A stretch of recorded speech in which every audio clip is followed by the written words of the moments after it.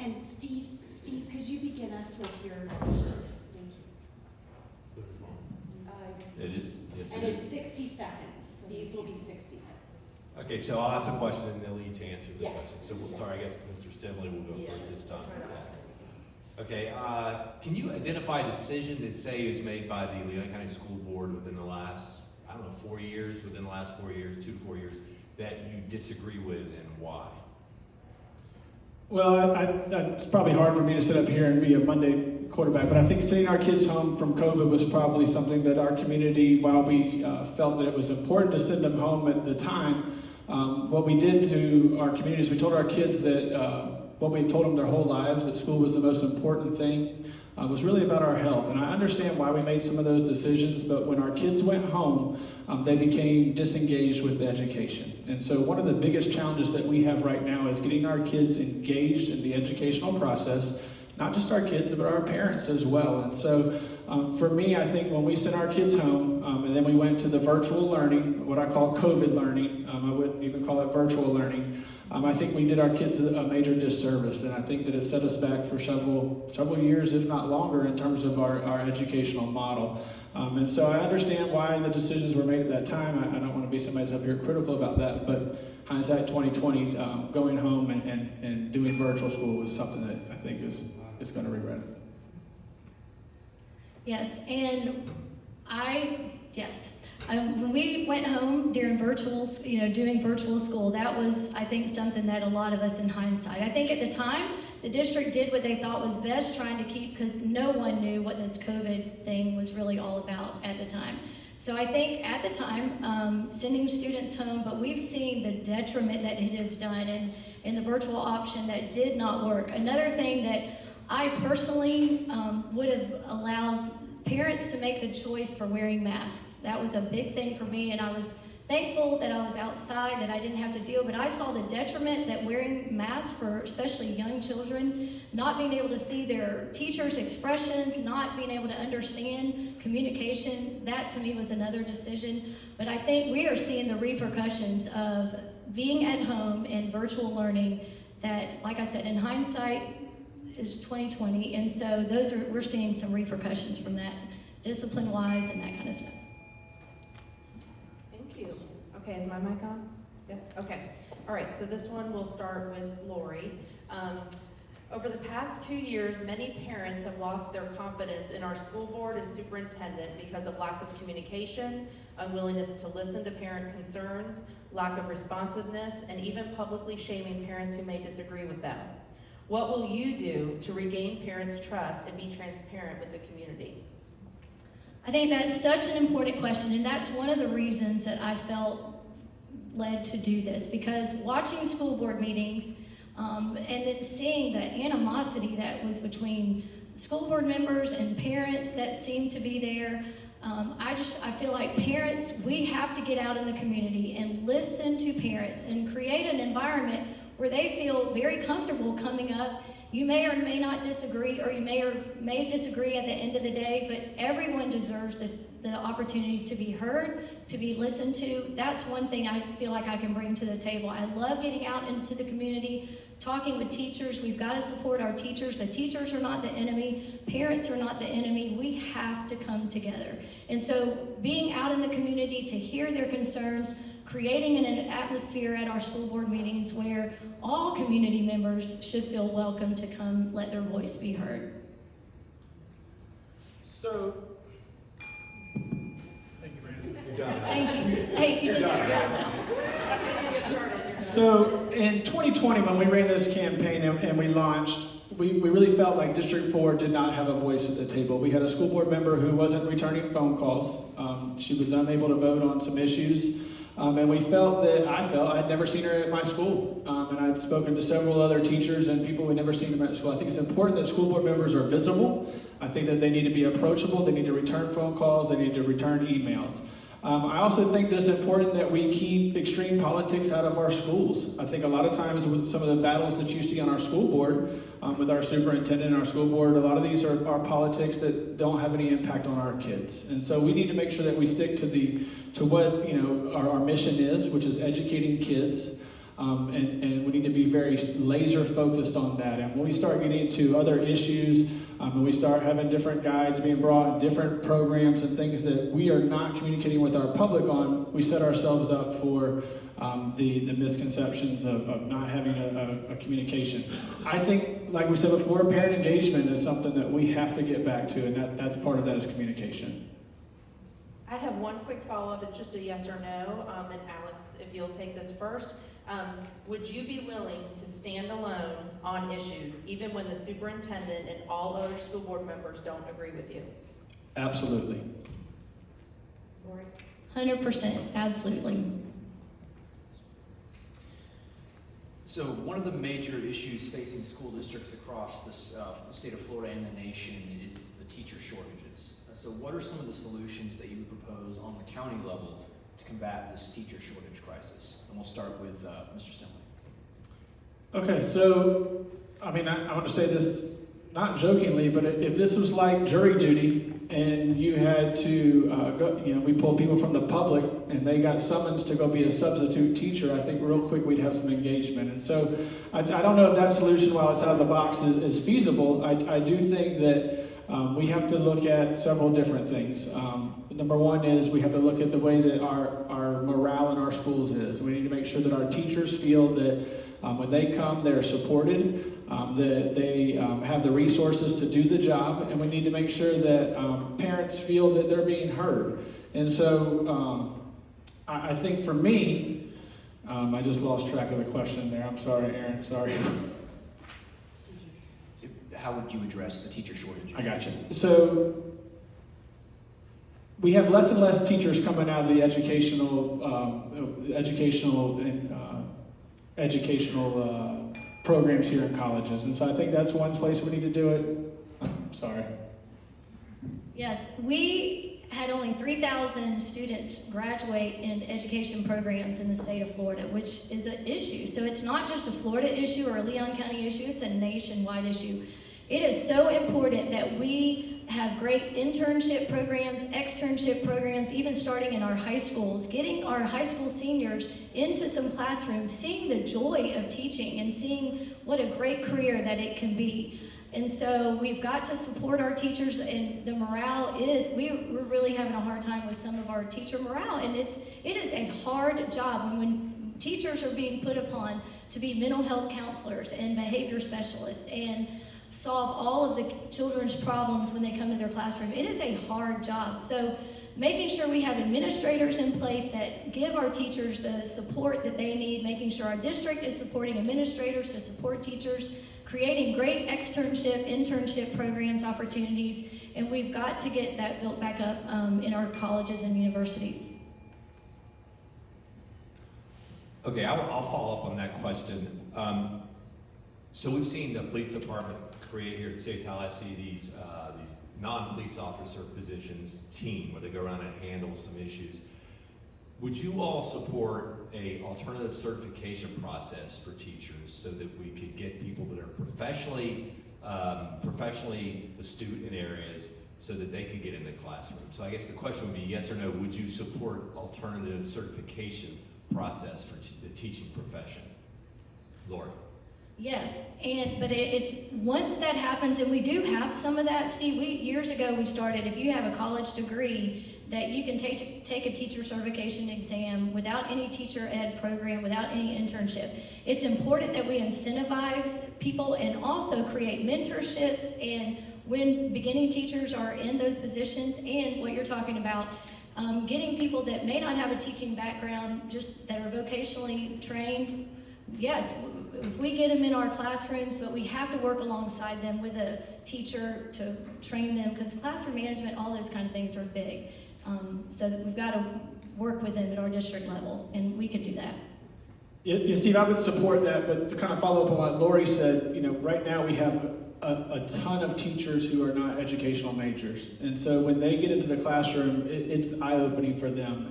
And to be somebody who's an assistant principal that goes in and observes teachers, there's a very stark difference between teachers that come out with the educational background, the college, the preparatory, as opposed to somebody who doesn't. And so there is a learning curve there. So I would support that, Steve. with the caveat that we have some sort of program that supports not only those individuals that you're talking about, but also those that are in our system that are non-educational majors that are in the classroom. Okay, my next question is, the LGBTQIA+ guide is in place for now, although the present board says it is a work in progress. There is a small contingent of administrators, counselors, and teachers who have openly demonstrated that they will not comply with these guidelines. The current board has ignored these behaviors. What would you do to encourage compliance? Sorry, it's Alex. Go ahead, Alex, sorry. So you said encourage compliance with the LGBTQ guide? Yes, what's in place and to follow, the law plus the guide that's in place. Okay, well, let's just back up a little bit. The LGBTQ guide, we don't make a guide when somebody breaks their arm. We don't make a guide for individuals that maybe have a different sexual preference than somebody else. We work with them, we work with their families, we bring them in, we come up with ways that they can function on our campuses and that everybody feels comfortable. And so I felt that guide was, while I understood where it came from, I felt that being somebody that was a dean of students who had no idea about the guide, that was supposedly being created for the vulnerable students who come into my office, I felt that guide wasn't serving anybody any purpose. And so for me, in terms of people, I think as administrators, one of the things that's hard is to get compliance on district policies. There's so many of them. There's so many of them that we're not trained on. And so I think when we talk about compliance, we got to be very careful. I don't know if there's people who are just blatantly or they just don't quite understand what it is they need to follow. And so as a school board, that's something that is our job, and I'll be happy to do that. And so I think most of y'all are aware, and it is a guide, it's not a policy, and it is a changing document. But if there are school administrators or counselors or whatever that are not following that guide, we need to work with our administrators to make sure that, first of all, the law is being followed. I personally had some questions about that guide. I personally would not have passed it the way that it's written. But it is a guide. It's not a policy that's written in stone, but we do need to make sure that we as a school board are working with our administrators and making sure that they are working with their staff to make sure that they follow the laws that are in place and our policies that are in place. But again, that guide was a guide, not a policy. I have one quick follow-up, it's just a yes or no, but basically I'm kind of getting what you're saying to this question, but just to be clear, if you had been sitting on as a school board member at the time it was voted on, what would your vote have been and why? To pass or not pass, either delay or, reconsider? The way that it was passed, and I know my husband is in the room, and sorry, I still love you, Alan, but I would have voted no for that because there's still some questions in that guide that I have. I understood why. At first I didn't even think that we needed one, and I questioned why we needed one. I came to understand that there were some principals that were asking for that, and we've got principals across the whole spectrum, so there needed to be some guidance. But I had too many questions in that guide. I personally would have voted no at that particular point. For me, I probably would have said no. I think that for me, I would have loved to have seen those hundreds of hours that our community worked on go into something like reading literacy for our third graders who can't read on grade level. We have a lot of challenges in our schools, and we have to make sure that we stay focused on those challenges, and we don't get into these off-counter debates that take us out of doing the work that we were hired to do and what our job and our mission is. Within the last month, the Florida grand jury that was commissioned to investigate district school safety in the aftermath of the Parkland massacre released a report calling out the safety practices of 5 of the 6 largest school districts in the state of Florida. Potential violations that were brought forward included lenient punishments on serious student offenders, lack of transparency to parents and the public on criminal activities within individual schools, and a complete failure for many of these district-controlled police units to report criminal activity to state and county law enforcement. Now, it should be noted Leon County was not cited by this grand jury. However, moving forward, as a Leon County School Board member, what policies and safeguards would you put in place to keep Leon County from facing the same crisis that many of these other school districts are facing in order to keep the trust of the parents and citizens of Leon County? We'll start with Ms. Cox. Thank you. This is something, y'all, that I will be on the forefront of. We have an amazing district safety and security office. I've met with Chief Williams several times, and I can assure you that Leon County is on the forefront and has been. I mean, thanks to Ron Stevenson that started it, then John Hunkyard. We've been on the forefront of school safety, and it's something that I am adamant watchdog for. So I know for a fact that we're doing just about everything we can in Leon County. It is so important that we support our law enforcement. I will be an advocate for finding funds, grant money, whatever we can to even have more officers on campus. I think having that presence is vitally important to our school safety and security. And it starts even in elementary school. So having officers on campus, and I don't know if we'll get a chance to talk about this, but having officers on campus that are teaching students about gang prevention, violence prevention, gun safety, teaching them about drugs and things like that. But we have got to support all our law enforcement, and I love what we're doing in Leon County. So the thing that I think parents need to know is that our schools are safe. But I don't think that we can run away from the fact that there are guns that are being found on our campuses, one of which I work on. And so I can tell you from somebody who had to go home and tell his wife that there was a loaded gun, handgun found in a backpack just by chance. This is not something that I think that we can just brush around. And I think that you're seeing a little bit of that right now. I think Chief Williams does a great job. I think he does everything he can. But he can't do it all. We need to make sure we have a school board member who walks the campuses, who trusts but verify. It's going to be too late after something happens for us to go and start pointing fingers. I think that being visible is important. As we look into solutions for schools for these guns, to me, I'm not opposed to metal detectors or dogs or anything that we need to do to make sure that guns do not end up on our campus. For me, it's not fair to the parents, it's not fair to the students, the administrators, and everybody else who shows up there every day and does everything that they need to do, and to have to worry about that. All right. And just Finish your sentence.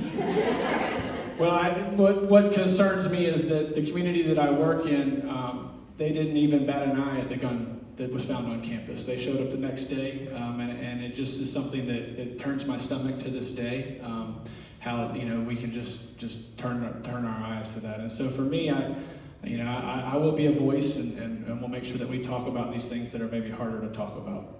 And just as one quick follow-up on that question, specifically in the area of increasing transparency between the district school force and the county police force, what are some ways that you think maybe we are doing that in Leon County are being done correctly, or maybe could be improved? Can I just speak to that real quick? I know for a fact that our school safety and security, they are in daily contact with our local sheriff's department, police, TPD. They work very closely with them, and we will continue those conversations. Like I said, that is something, I would love to share, we don't have time, but several personal experiences that I've had with the importance of having law enforcement on campus. It's vital. That communication with our local TPD and sheriff's department is so important. And I will be an advocate and a strong voice for that.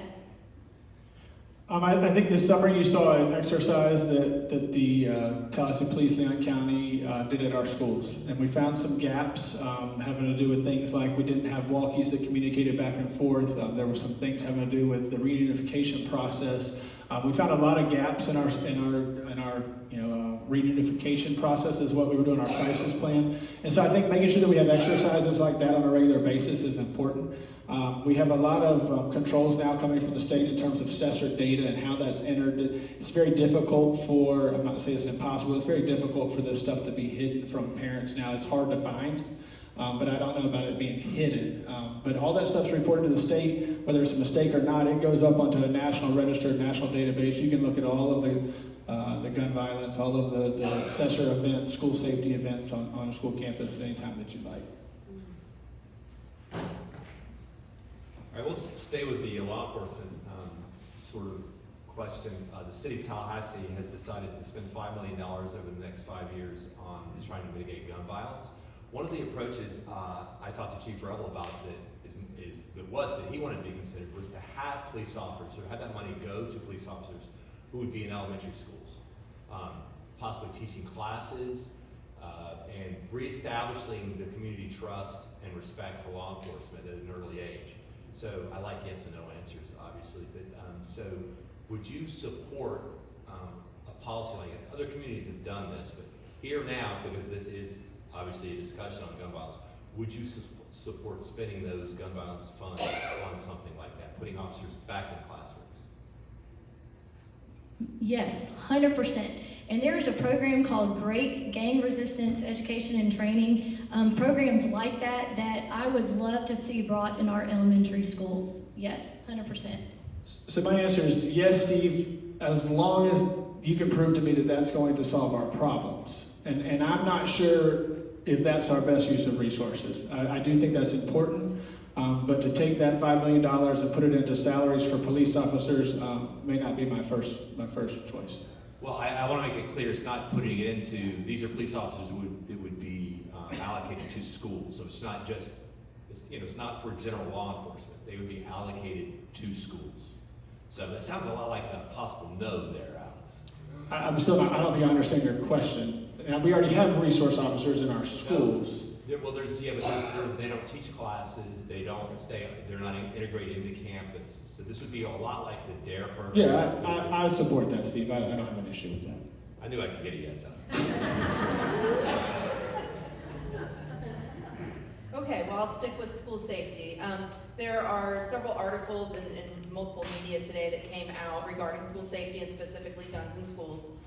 This year, there's already been 2 incidents of students having loaded guns on campus, and a 3rd incident of a student having a loaded gun at a high school football game.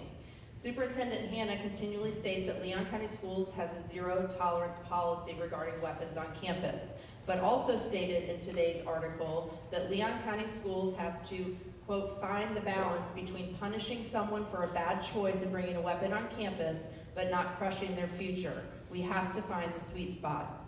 Do you believe a student who brings a weapon on campus or to a school-related event should be allowed to return to a Leon County school? Why or why not? Alex?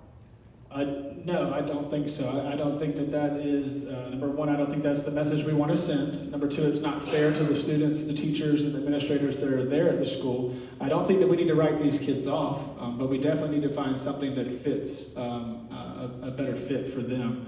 To me, we need to do whatever it takes. And when we make excuses and we find, when we cater to the fringes in terms of, trying to say we're going to do things, but we don't. I think that's very dangerous.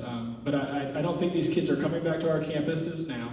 I think we need to make sure that they do not come back to our campuses, and I think that sends a message to the rest of the students. There are some root issues to these. I don't know if I agree with the superintendent's message today in the paper, that these kids are worried about their safety going home. That's not necessarily what I've found from my investigation, but I do think there is a reason why they're bringing these guns to school. Whatever that is, we need to find out what it is, and we need to make sure it stops. It's going to be too late after something happens. Yeah, there needs to be a deterrent, and I would not be in favor of allowing them to come back to school. But I do agree. We don't need to write them off. Some of these are 14, 15, 16-year-old kids, and if we just turn them loose back on the streets, they're going to end up in prison or in jail. And so we need to find solutions, but not allowing them. There needs to be strict and severe consequences for that offense. If I can just ask a quick follow-up. Yes, and as a parent, I guess really truly around this issue, because of what happened in Parkland, and the more we learn about this, it was a progression of, kind of bouncing, someone from school to school, classroom to classroom, and no accountability or, hard line. So, I agree that, not writing a student off, but does that mean that would be outside of the Leon County public school system so that the safety of the other students is ensured? Because I guess I'm a little confused when I'm reading, I'm hearing zero tolerance, but then I'm hearing we're gonna figure something out, kind of vague. Zero tolerance to me means zero tolerance. And yes, let's find virtual school, let's find a charter, let's find another option where students that need that, those alternative educational systems. So if I could just get your thoughts on that. Lori, if you want to go first. Yes, so when a student is expelled, then they go to, a lot of times they'll go to Second Chance, so we've got to come up with alternatives for these students because we don't want them running the streets. So we cannot allow them to come back at least for the rest of that year. I mean, I would think. I don't know. I know they have policies in place, so there needs to be strict and severe consequences for that. Zero tolerance should mean zero tolerance, and then we've got to find solutions that they can still get an education. So I think probably that's what the superintendent was talking about, but again, I think zero tolerance should be zero tolerance. We've got to be strict on that. Yeah, I think an option like the Florida Virtual, Leon County Virtual would be something, not where they're at a traditional campus, Sharon, but I think this gets back to the root problem. We have thousands of kids that are not engaged, and so if you were to look at these students, I would probably guess that they are not interested in finishing their education. They're not engaged in school. They're not doing what they're supposed to, and so the likelihood of them finishing this is very, very slim. And so I think for us, we need to make sure that we get them early. We can tell by 6th grade absenteeism test scores that whether or not kids are going to graduate from high school. And so we need to make sure that we identify those kids and we give them the resources they need. And then when they do make mistakes and when they're like this, we need to make sure that we set an example for the rest of our community on how we're going to protect that. Because your anxiety is the same anxiety I have. I just have to go there every day. And so I think that that's something that we need to think about, are all the individuals who are showing up every day wondering why we haven't done anything. So moving to the broader issue of school discipline, especially as it pertains to the teaching environment. So in many teacher exit surveys from across the state of Florida, one of the primary motives, in many cases is actually the number one reason, even beyond like concerns over pay and issues, for teachers leaving the public education system is the lack of student discipline enforcement by school administration. So many of the teachers were experiencing all different types of student misbehavior, which would cause severe disruption in the teaching environment. But even after reporting, many of these teachers, shared concerns that they didn't feel like school administration was taking the misbehavior seriously enough, and was actually giving many of these students a slap on the wrist, which then the students would turn back around and again cause more disruption in the classroom. What steps would you push for on the county level? I kind of want to broaden the discussion beyond just the gun violence issue, to strengthen student discipline, to relieve teachers of this serious burden so they can get back to teaching. In the classroom, we'll start with Mr. Stimley. Yes, sir. So I think there's, as a dean of students, discipline was something that I dealt with every day. And teachers do not want their classrooms disrupted.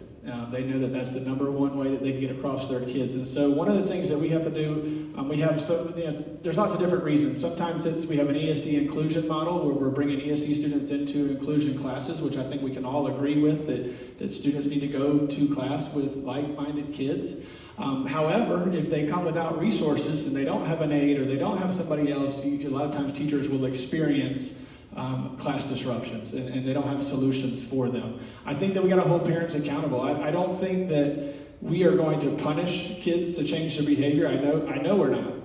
You're not going to suspend them enough that they decide to change. But you have to engage their parents and hold them accountable for their kids' behavior. And I think that the parents, being the biggest influence on the kids, if they can't get it done, we're not going to be able to do that either. And so I think we've got to find ways to identify those and support those parents. We have got to find ways to fund more support for our teachers and train, and some of that is training for knowing classroom management, getting back to that. But we're seeing an escalation in severe behaviors and mental health issues that teachers are not necessarily equipped to handle. So there has got to be support from the district, from the administration to deal with these severe discipline problems. And 100%, parents have to feel the pain of that as well. And so we've got to get our parents involved in that. We've got to support our teachers and offer them training and just support that they need. And there's ways that we can do that, but it's going to take the whole community working together, because it is a serious issue right now, and we see it in Leon County as well. Okay, this has to do with the political activism in schools. In my day job, and I think everyone has seen it on TV, there's a big discussion about how teacher unions have become much more politicized over the last 15 years. And actually reports that they filed with the Department of Labor show that the spending on political and lobbying activities has it's quadrupled in the last 15 years. And that's not only true nationally, it's true here in the state of Florida. The amount of money that unions spend on politics and lobbying has increased faster than actually representational spending for their clients. So the question I have is, do teacher unions have, in your view, have a disproportionate impact on what goes on in school board meetings? So let me, do they have more impact than they should on decisions at the Leon County School Board? I guess Alex. So in terms of having more influence, I mean, I think whenever you have a union, that's the point of a union, is for them to come together in collective bargain and to put their collectiveness together to influence things. In terms of at the school district, they get 3 minutes to speak just like everybody else. You'll see them there more often, but they have the same 3 minutes that everybody else does. In terms of where their funding goes outside of Leon County, I definitely can see some of your concerns. We have to work with our teachers and our teacher unions. We can't just write them off. They come to the table with a lot of good substance things that they see here locally in our classrooms that have improvement. A lot of things are things that we agree with, Steve. And so I think that, from the national stage, we can have a debate about that and where their money goes and the 70% going outside. But if teachers decide to spend their money, their hard-earned dollars on unions, my goal would be to give them so much support at the school board level they don't feel the need to go to a union. So yes, teacher unions, they do have the collective bargaining that is important. I know for me personally, and I shared this, but my personal experience with teacher union, when I first came to Leon County in a public school as a teacher, I felt like I had to join the union. But when I did look at where a lot of the dollars went, I realized I did not want my money going to things, seeing that they were lobbying for issues that really weren't education related. And so I stopped with my membership of the union. Now I teach taught, I just retired, but I taught with some amazing teachers that were not part of the union, but also amazing teachers that were part of the union. Our local collective bargaining does serve a purpose, and they, like Alex said, they get 3 minutes to speak at the school board. I don't know that they have that much greater of an influence over our local school board than anybody else. At the national level, we truly see that. I don't know that our local union has that much power, so to speak, over our local school board. Yeah, I think, and thanks for cueing me on that, because it's going really good.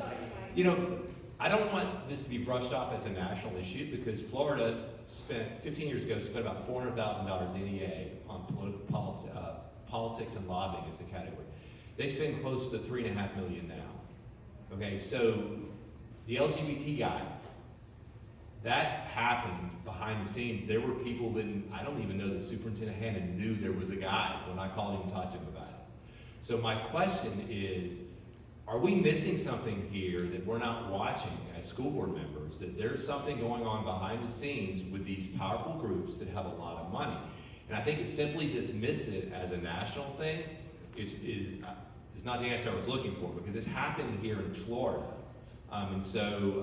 Again, I guess, I'm making a speech instead of asking a question. I mean, are you aware of the political activism and this is one-sided, this is progressive issues that they are spending this money on. So is that not on anybody's radar here in Leon County?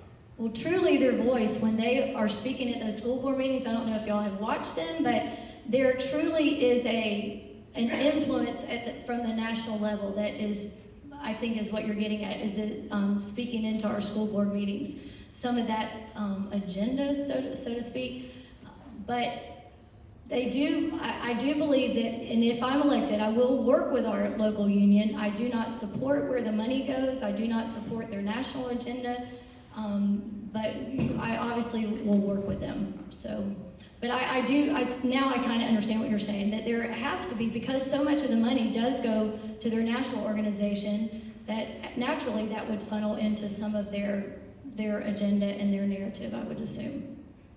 Steve, just for clarification, are you speaking like Equality Florida?